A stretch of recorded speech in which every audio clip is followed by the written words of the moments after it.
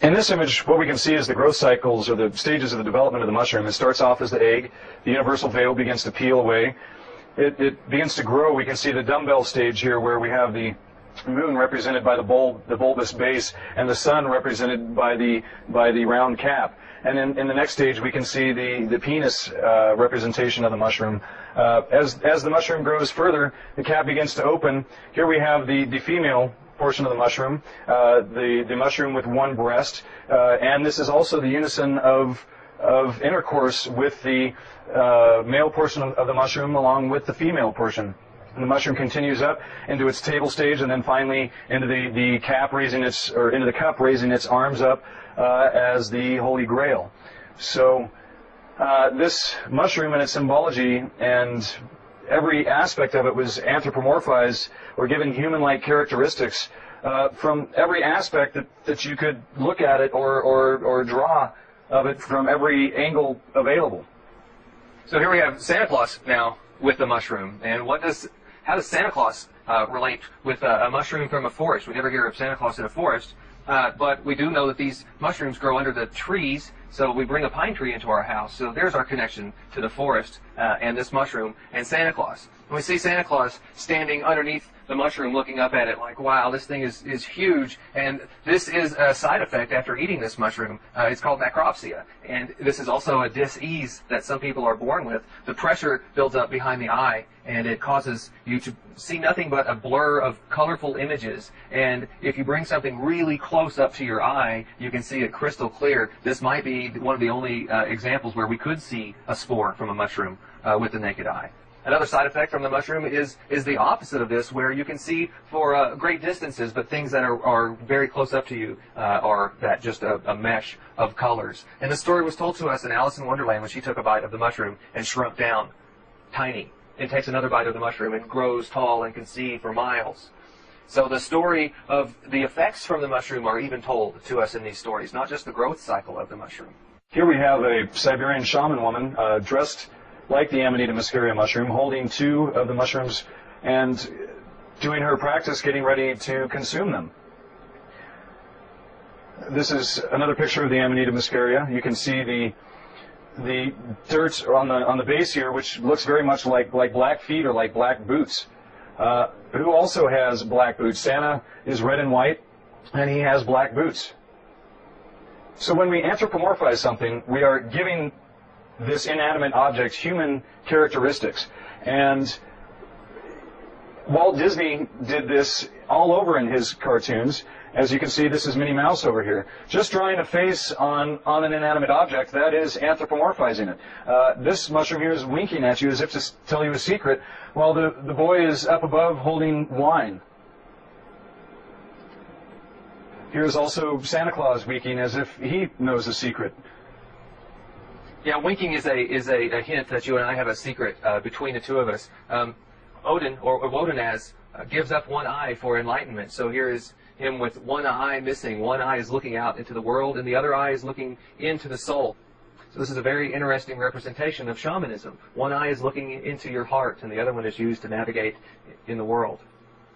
These kids are walking through the forest, and on their heads there's white spots, but on her hat there is none.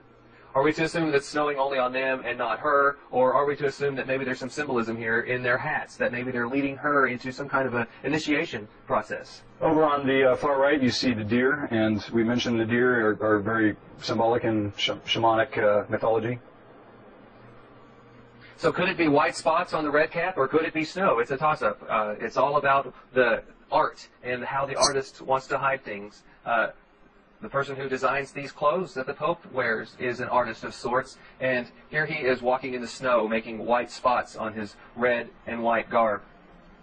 Popes all throughout history have worn clothes like this to be symbolic of their deity. When they would go behind the great curtain in the holiest of holies and close the curtain off to the masses, we suggest that this is what they were doing. So over and over again we see these cardinals dressed like mushrooms, complete with a skirt.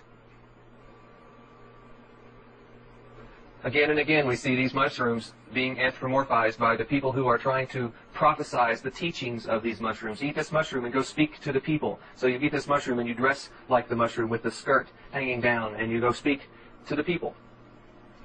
Here we see a piece of art now that could represent the Immaculate Conception. This could be God and Mary with Jesus. So Jesus is going to be placed into Mary here. There are other stories of what could be happening in this picture as well. But what's important to note now here is Jesus wrapped in swaddling clothes with a red cap now. And there is more to just this with a red cap. The red cap, but it also has a skirt. And the base is not a bulbous base now, but it's showing the hash marks that are growing on the base. So this is occult artwork in the Christian church. Ezekiel had a dream after a thunderstorm. And in this dream, he was told to eat something several times.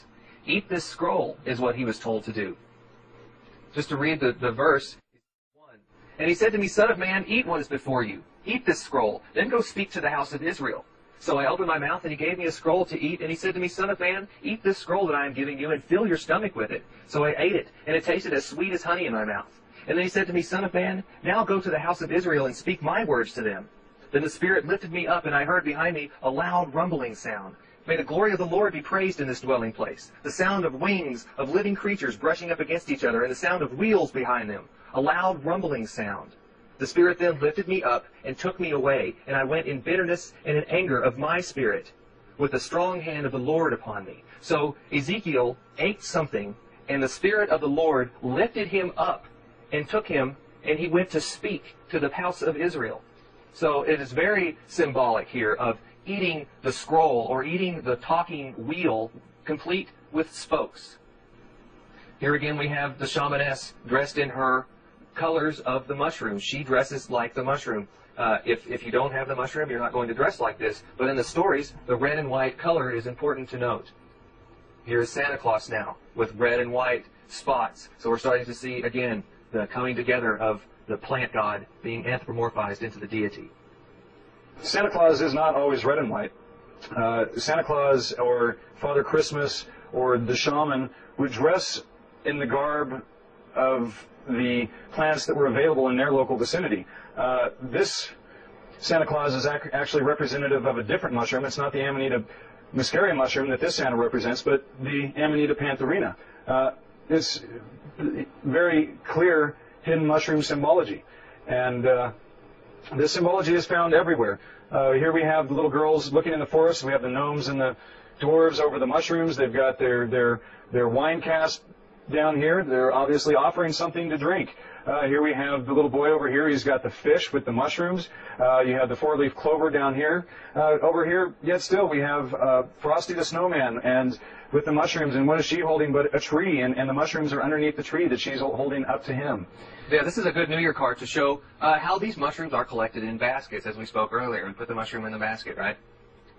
The mushrooms, as we said, grow underneath the trees, as the snowman is learning now. Here's the mushrooms springing up below the Christmas tree. These little girls have just found the mushrooms growing underneath the Christmas tree. They could have been there the night before and not seen these mushrooms growing, but say, for instance, Christmas morning, they happen to be walking past this Christmas tree, and they find the red and white packages growing up underneath it. The gift of the gods is growing underneath the tree. After we go out in the forest and pick the mushrooms for ourselves, it's important that we dry them out. And the reason that we want to dry the mushrooms out is because they contain ibotenic acid, which is actually a poison to the human body.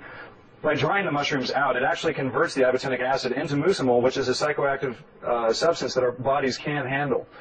One of the practices of drying the mushrooms out would be to hang the mushrooms in stockings over the hearth overnight, so that what was poisonous or unusable at night, by the morning time after hanging over the fire, would be ready for us to consume during our winter solstice celebrations. Sure, this will be a good example of a family going out and gathering the mushrooms, or having the children go out and gather the mushrooms for the family. But the shaman in the community gathers more mushrooms than just what the children would go gather. The shaman is going to gather enough for the entire community and have a communion, right? So these mushrooms grow to be very large and very heavy when they're wet. So the ideal practice would be to dry these mushrooms out in the field before we bring them home. That way the mushrooms aren't as heavy when we carry them. The mushrooms on the bottom of our bag or on the bottom of our box aren't going to get destroyed by the weight of the ones on the top. So we dry these mushrooms in the sun before we come home with them. And one way to do this is to find a tree in a central location, and we take our mushroom that we find, and we take it and we hang it up on the tree, and we let it dry out in the boughs or in the branches of the tree while we're continuing to hunt more mushrooms. So after a period of time, we have all of these mushrooms hanging in our tree. And today, no longer do we use these mushrooms in our ceremony, but we still continue to use the symbology of the mushrooms hanging from the tree as our shamans did. The shaman would go out and collect the mushrooms during the rainy or wet seasons and dry them and collect them up for the upcoming winter solstice celebrations. And once the winter solstice had arrived, the shaman would go out into the local community and deliver the mushrooms to each of the tribe members. And because of the cold Siberian climates, the Siberian homes, also called yurts, would be snowed over. So often the shaman would have to climb up on the roof. Actually, he would just be coming up here, and he would climb up and enter through the winter primary entrance through the chimney. So Santa Claus, or the shaman, bearing the bag of goodies, would enter the yurt through the chimney. And so this is where we get this symbology from.